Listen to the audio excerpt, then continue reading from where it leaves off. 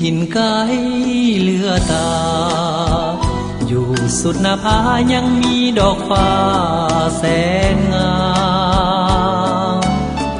หากใครได้เห็นจะมัวหลงเฝ้าฝันพะวงลงติดตามสาวเอ้ยสาวงามงามเหลือใจ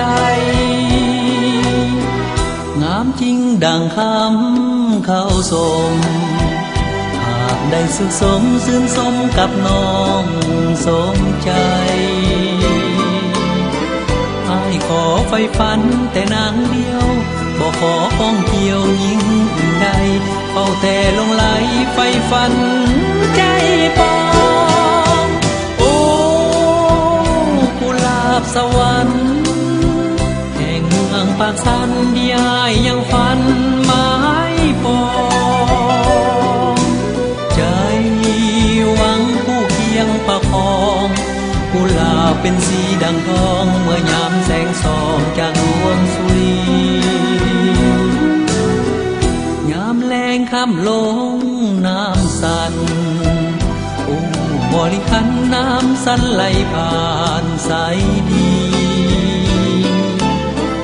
และเห็นหมู่สาวเจ้าลองลอยหมู่ป่าใหญ่น้อยลอยเล่นกีสิ้นแสงสุรีสดสีแสงจันทร์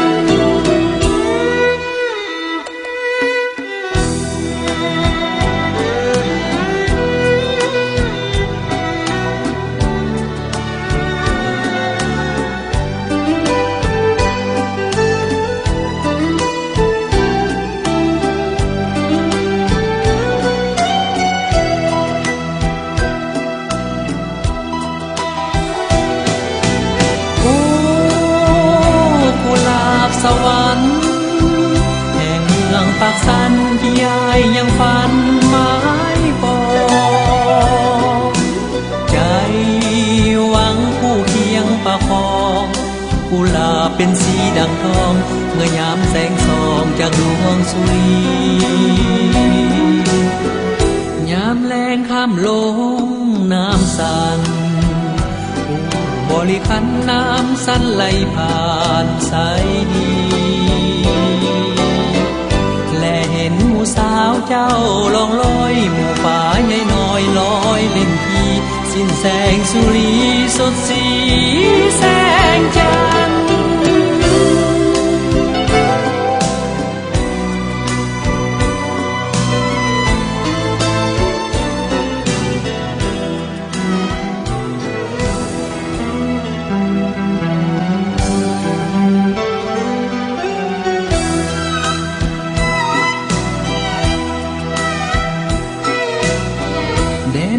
ถิ่นไกล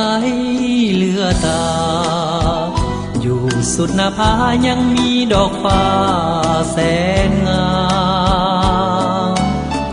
หากใครได้เห็นจะมัวหลงเฝ้าฝันพะวงลงติดตามสาวเอ้ยสาวงามงามเหลือใจ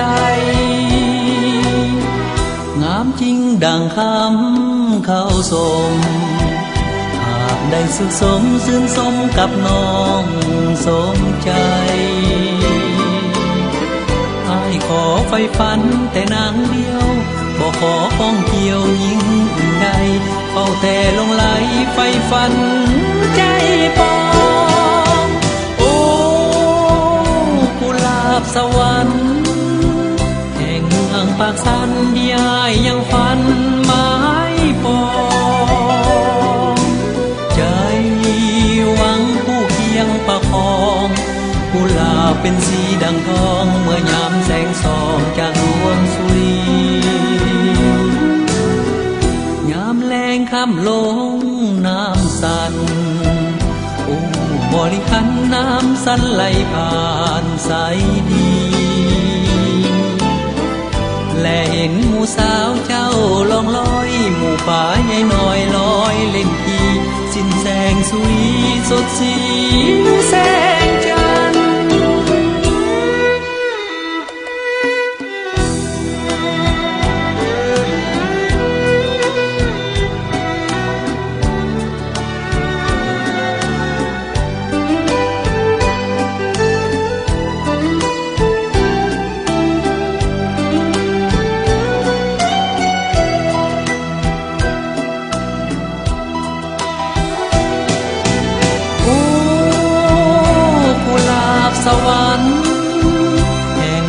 ปากสันที่ยายยังฝันไม้ปองใจหวังผู้เคียงประคองกุหลาบเป็นสีดังทองเมื่อยามแสงส่องจากดวงสุรียามแรงข้ามลงน้ำสันบริขันน้ำสันไหลผ่านสายดี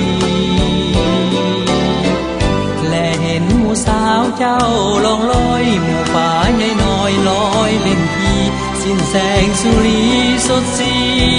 แสงจันทร์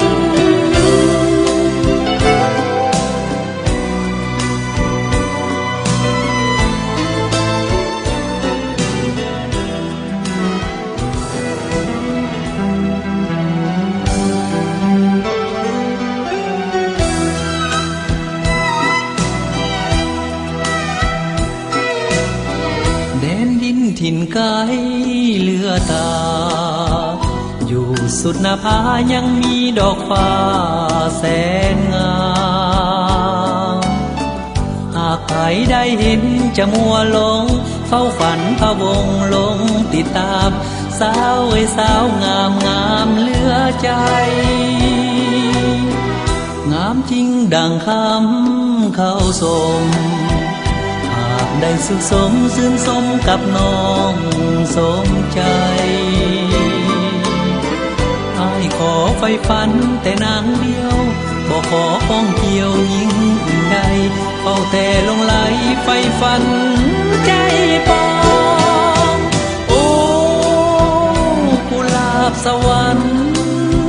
แห่งเมืองปากสันที่อ้ายยังฝันไม้ปองหวังผู้เคียงประคองกุหลาบเป็นสีดังทองเมื่อยามแสงส่องจากดวงสุรียามแรงค่ำลงน้ำสันโอ้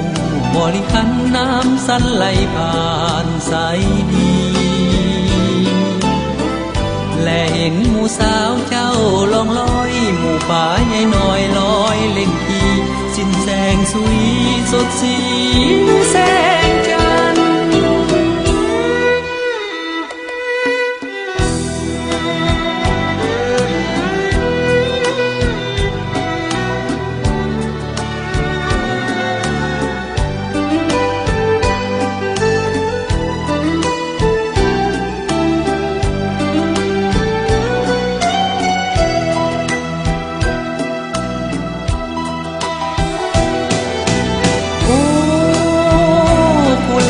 สวร